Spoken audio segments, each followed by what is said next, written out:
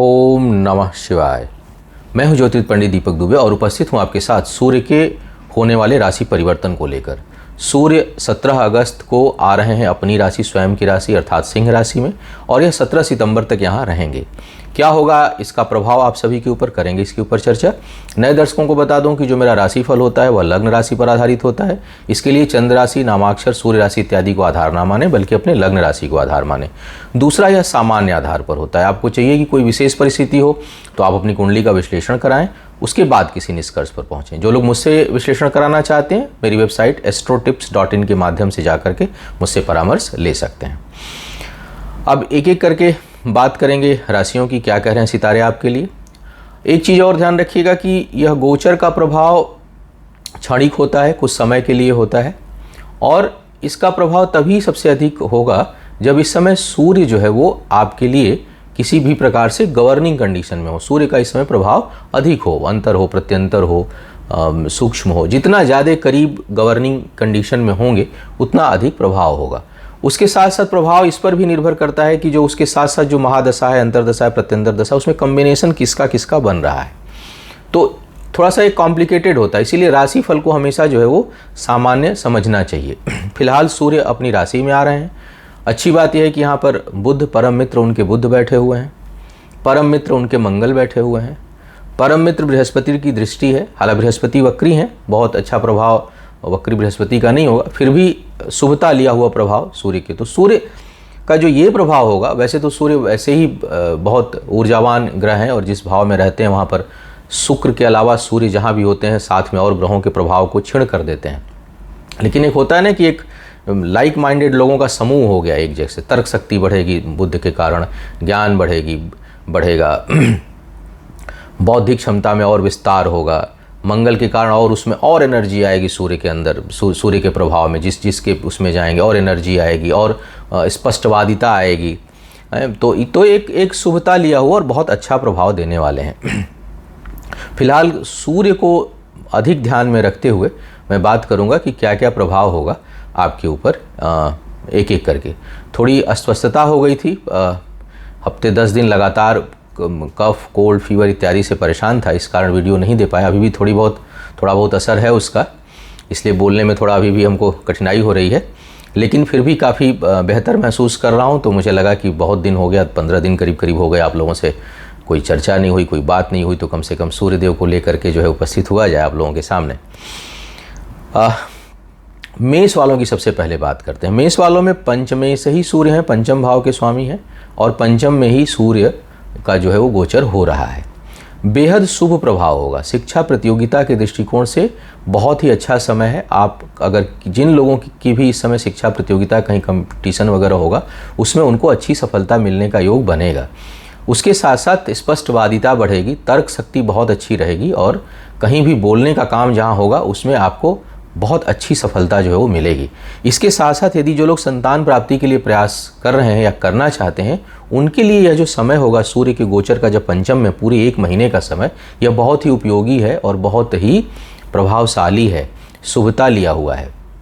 तो संतान वृद्धि के दृष्टिकोण से, संतान के दृष्टिकोण से भी यह समय काफ़ी शुभता लिया हुआ है। आय के क्षेत्र में चूँकि सूर्य जो है वो अग्नि तत्व हैं, तो आय और लाभ के लिए बहुत अच्छे ग्रह नहीं माने जाते, बहुत अच्छे देवता नहीं माने जाते। लाभ के लिए थोड़ी बहुत कठिनाई महसूस कर सकते हैं आप, और स्पष्टवादिता थोड़ी अधिक होगी। हालांकि विवादित मुद्दों को सुलझाने में आप समर्थ होंगे। तो आय के मामले में कुछ जो है वो आपको असंतुष्टि महसूस हो सकती है, कमी तो नहीं कहूँगा कि, लेकिन असंतुष्टि महसूस हो सकती है। लेकिन विद्या, संतान, बुद्धि, तर्क क्षमता, शोध इत्यादि के क्षेत्र के कार्यों के लिए बेहद शुभता लिया हुआ प्रभाव सूर्य का रहने वाला है। अब वृषभ वालों के लिए बात किया जाए। वृषभ वालों के लिए देखा जाए तो सूर्य जो है आपके चतुर्थ भाव में आएंगे। चतुर्थ भाव में सूर्य का आना कोई बहुत शुभता नहीं देगा। कुछ न कुछ पारिवारिक जीवन में तपिश महसूस करेंगे, कुछ कठिनाई महसूस करेंगे, और बहुत से लोगों के लिए यह स्थान परिवर्तन का योग भी बनाएंगे। हो सकता है कि आपको कहीं सुदूर यात्रा करना पड़े या स्थान परिवर्तित हो जाए और जहां आप रहते हों वहां से कहीं दूर जा कर के रहने की स्थिति बने। उसके साथ साथ कार्य क्षेत्र पर थोड़ा सा वैचारिक मतभेद, या क्योंकि वहाँ जो राशि टकराती है वो कुंभ राशि टकराती है शनि की, कुछ न कुछ कार्यस्थल पर वैचारिक मतभेद उत्पन्न होने की संभावना बनती। हालांकि आपका प्रभाव अधिक रहेगा, और अगर आप उच्च अधिकारी हैं तो आप अपने से अधीनस्थ कर्मचारियों से बेहतर तरीके से काम ले पाएंगे। लेकिन अगर आप उच्च अधिकारी नहीं है, सर्वे सर्वा नहीं है अपने संस्थान के, और आपसे ऊपर भी लोग हैं, तो वहाँ पर कुछ कठिनाई जो है वो महसूस होगी और स्थान परिवर्तन का यह योग आपके लिए उत्पन्न करेंगे। इसके साथ साथ अगर देखा जाए तो मिथुन वालों की बात करते हैं। मिथुन वालों के लिए तीसरे भाव के स्वामी हैं सूर्य, पराक्रम स्थान के, और पराक्रम स्थान पर ही आ रहे हैं, 1 महीने रहेंगे।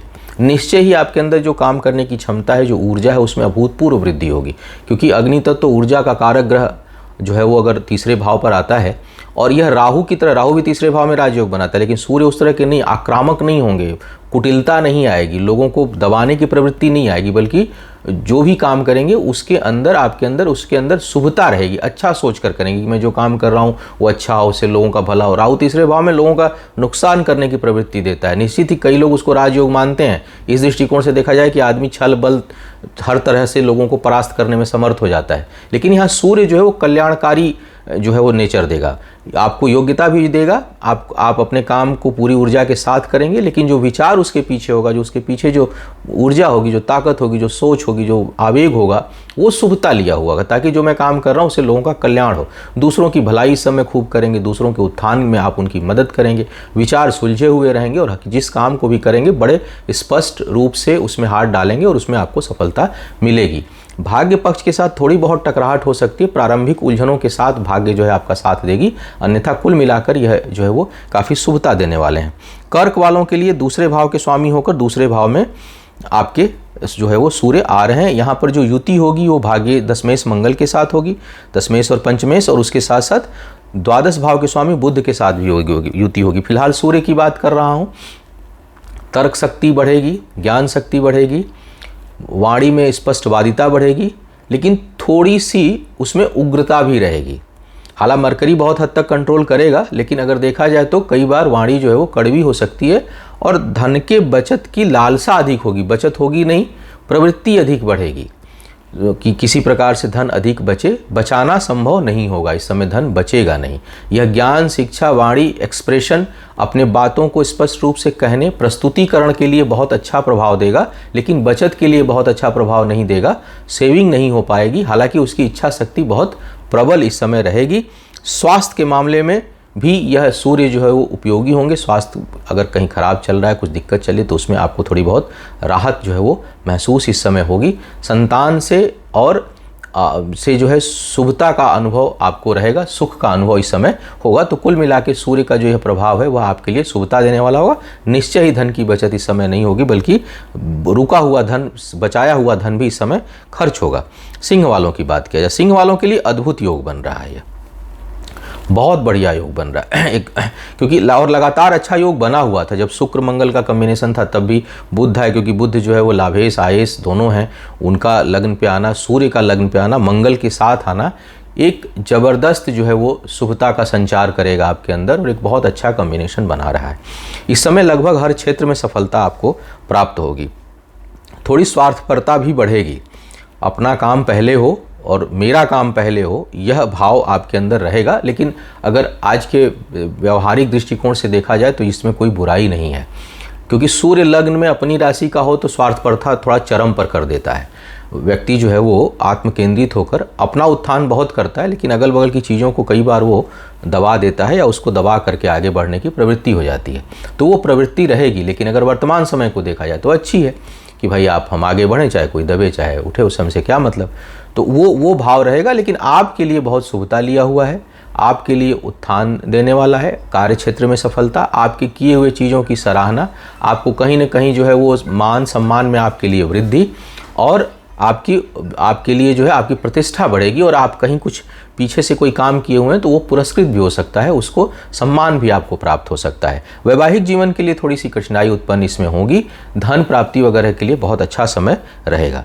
अब बात करते हैं कन्या वालों के लिए। कन्या वालों के लिए द्वादश में जाएंगे, यात्राओं के लिए अच्छा है। एक प्रकार का विपरीत राजयोग ही बनता है, यानी सुदूर से लाभ होगा, यात्राओं के लिए अच्छा होगा। दूसरों की भलाई में, दूसरों के जो है वो सहयोग में आपका धन खर्च होता हुआ दिखाई दे रहा है। कहीं कहीं कुछ बीमारी इत्यादि में भी धन खर्च हो सकता है, लेकिन स्थान परिवर्तन का प्रबल योग बन रहा है, क्योंकि दशमेश के साथ भी युति बन रही है द्वादशेश की, तो यह जो है कार्य क्षेत्र में बदलाव का सूचक है और यह स्थान परिवर्तन से लाभ को जो है वो दर्शा रहा है। शत्रु इत्यादियों, अगर कोई शत्रुता आपसे करेगा इस समय तो उसको बुद्धि बल पर, क्योंकि अष्टमेश मंगल की भी दृष्टि जा रही है वहाँ पर, तो बुद्धि बल पर शत्रुओं को आप परास्त करेंगे और ऋण इत्यादि भी कहीं है तो वो समाप्त इस समय होगा। कुल मिलाकर के कन्या वालों के लिए सूर्य का राशि परिवर्तन बेहतर है। तुला वालों के लिए देखा जाए तो आयेश होकर आय स्थान पर आ रहे हैं। बुध भाग्येश और मंगल के साथ सप्तमेश के साथ युति कर रहे हैं।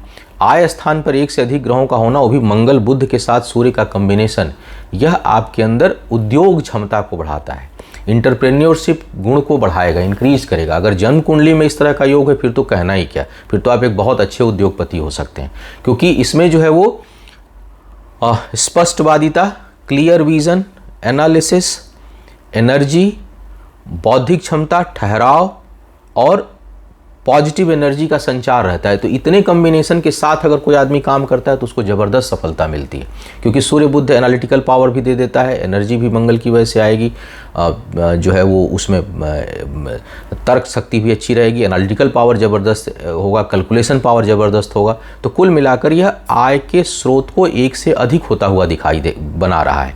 व्यापारी वर्ग के लोगों जो हैं उनके लिए बहुत लाभकारी यह होगा और शिक्षा प्रतियोगिता में ही निश्चय ही ज़बरदस्त सफलता का योग यह बनाएगा। संतान प्राप्ति वगैरह के लिए भी जो लोग प्रयास करना चाहते हैं उनके लिए यह अच्छा समय है, क्योंकि हालांकि जो पंचमेश हैं वो शनि है, पीछे है एक कदम, लेकिन पंचम भाव पर शुभ ग्रहों का प्रभाव इस समय बहुत अधिक रहेगा। हाँ, किसी को अगर यह चूँकि बृहस्पति जो है वो ठीक स्थिति में नहीं है, वक्री है, तो कहीं कहीं कुछ महिलाओं को जो गर्भधारण की हुई हैं उनके लिए थोड़ा सा संतान के लिए कष्टकारी समय भी हो सकता है। गर्भपात वगैरह का भी योग यह बना सकते हैं, लेकिन अगर स्थायी कुंडली में भी योग खराब हो तो यह समय थोड़ा सा नकारात्मक हो सकता है, अन्यथा शुभता लिया हुआ परिणाम यह सूर्य देंगे। कुल मिलाकर तुला वालों के लिए आय के दृष्टिकोण से और कार्य व्यापार में वृद्धि के दृष्टिकोण से, बौद्धिक क्षमता के दृष्टिकोण से, इंटरव्यू इत्यादि देने के दृष्टिकोण से बहुत अच्छा समय रहने वाला है।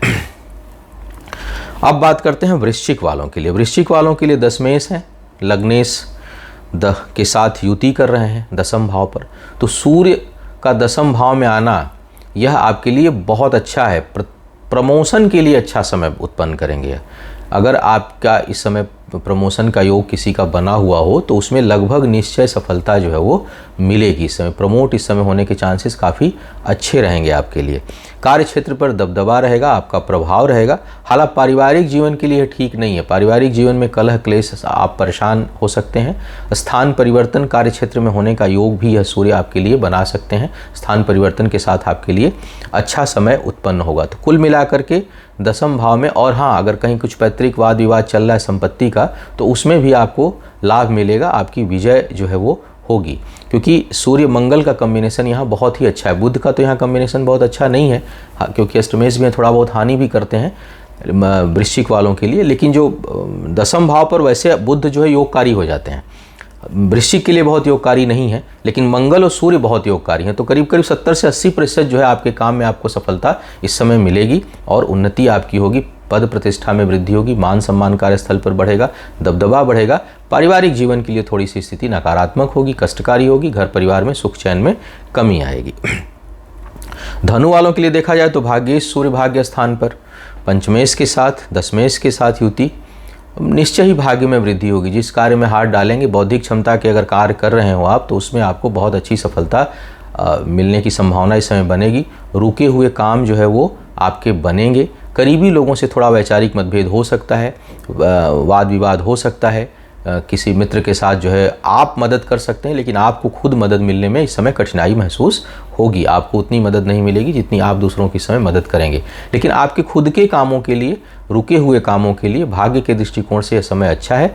बड़े लोगों का, उच्च अधिकारियों का साथ आपको मिलेगा, पिता का जो है वो सहयोग प्राप्त होगा और शुभता में वृद्धि होगी। तो कुल मिलाकर सूर्य का यहाँ आना बहुत ही अच्छा दिखा रहा है। मकर वालों के लिए देखा जाए तो अष्टमेश क्षमा करिएगा,